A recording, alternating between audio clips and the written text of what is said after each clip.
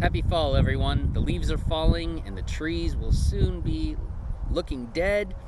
Right now, they're all different kinds of colors, which brings me to today's topic: commitment is dead, and romanticism is on life support. Today's video is based on an article I wrote on Medium.com under the same name, Practically Social. If you'd rather read the article than watch this video or listen to me talk about it, feel free to check that out over at medium.com/practically social and check out my articles there. I will leave a link down in the description for you in order to be able to subscribe to that if you'd like as well. Let's get started, shall we? God died a while ago. I didn't write that one. I will write this one. Commitment is dead. Before I explain this, I have to provide some background. I've been in the therapy field for several years. I counsel people about dating, do couples therapy, and discuss relationships at length. I still believe in love and commitment. I have no bias toward people who want to be happy, however they wish to pursue that. Whether they want commitment, they want to be single with it or without it, they want some combination. First, I define commitment as two people who agree to be monogamous. They're primarily content with one another, themselves, guided in their relationship by a shared set of values and practices, and demonstrate significant effort in their quest to understand one another. They're committed to one another because they don't seek to find this unique bond with others. Commitment doesn't mean marriage, though it can be an outcome. I'm talking about romantic commitment, nor is the term commitment in this sense referring to a commitment to anything else, such as jobs, the social milieu, institutions, or other notions of the word. Romantic commitment is dead for several reasons. First, commitment is no longer fashionable, modern, or scientifically significant. People can and do treat each other like accessories. Part of modern social capital is to be seen with others who appear chic, hip, successful, or beautiful. We might crave power by association. Large portions of our relationship experience to be glamorous or palatable to other bodies, not the spirits.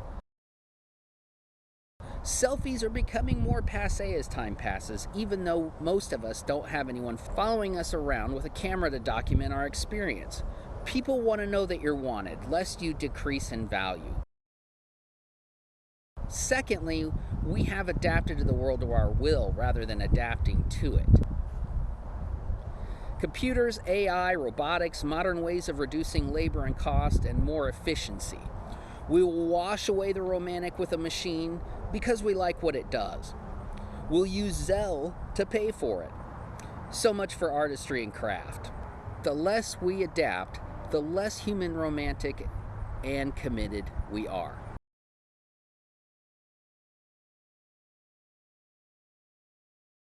These are some of the ways that intellectual and social developments are affecting commitment.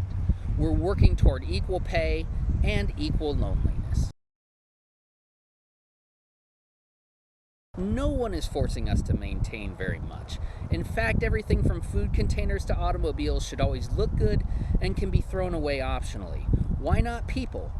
Sure, evidence points to the ideas that humans aren't monogamous, and few animals are. We are animals, yet we get to be more choosy. We no longer need each other to survive. We can have sexy flings and a waiting list for romping. We do, after all, have shorter attention spans, pain avoidance, and a lack of reprimand for becoming bored so easily. It's the norm. Consequently, people are stuffing themselves with emptiness so they can sleep in their own beds. They prefer to have things their way. Sometimes it's good to have science on our side to help us change in ways that serve us. I'm not judging, I'm just discussing. We all know what year we're living in. Keep in mind, I'm a grizzled Gen Xer, with the typical trope about the times I grew up in. Yes, when we still lived in caves, and our commitment was something people volunteered for because it helped identify offspring and made it easier to assure mutual aid. Science and modernity have shown us we can shun commitment with what appears to be very little consequence. There are still emotional and life-altering consequences, however. Health risks. The contrast to an ancient way of commitment is that, after all, we have developments in building materials and DNA tests. We don't need people like we used to because life has become more comfortable, easier, more discernible. It's easy to move on by telling ourselves simple rationalizations. All this is to say that the commitment of my period, is dead.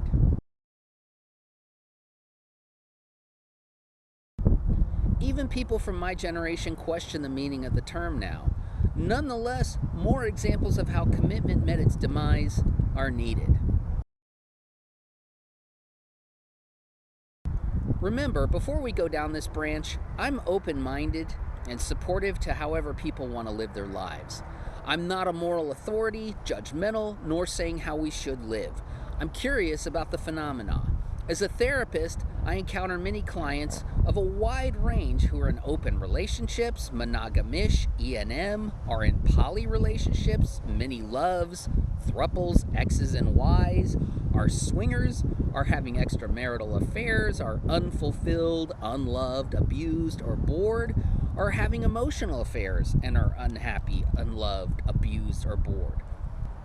Commitment can be and is a very loose word in these senses. Commitment comes and goes. Then, one of the most fascinating things for anyone to consider, I have many clients who never want commitment at all. I'm not saying there can't be elements of commitment in these relationship types. There are commitments often. There's plenty of fair points ripe for discussion, but let's move on.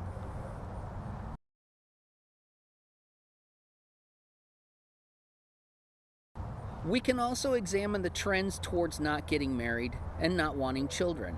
In 2019, the Pew Research Center reported among adults ages 25 to 54, 33% have never been married. 38% are unpartnered. That's 4 in 10. The largest unpartnered group is men. Pew also stated about 44% of people ages 18 to 49 report it's unlikely or not too likely that they'll have children. Nearly half don't want kids. Nothing says commitment like having a child. I'm so committed to mine, I should be committed. So take all that into account for the claim I'm making. I can't say I blame folks for their choices. After all, I'm not blaming the death of commitment for some mass falling of society. Society and the world are just drastically changing. Nor am I a conservative who wishes to fight change. I'm learning, hopefully, what it all means. If people no longer wish to be committed, it's their prerogative. We should continue to question research and where we're headed, but think about that. This is some pretty revelational stuff. Read the study results for even more shocking clarity. I'll provide the link below. To wrap up with some final examples, let's emphasize some more from online dating. People may list short-term relationships as their desired goal on sites like Hinge.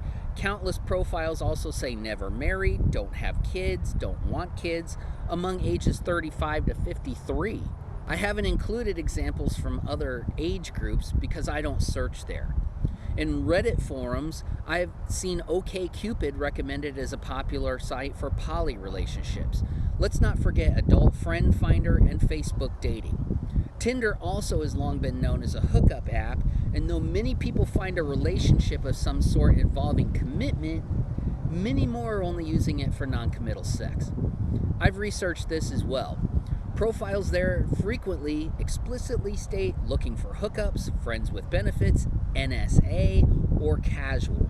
I've been so intrigued by what I've discovered, I've termed these sites human vending machines and did 2 videos on the topic.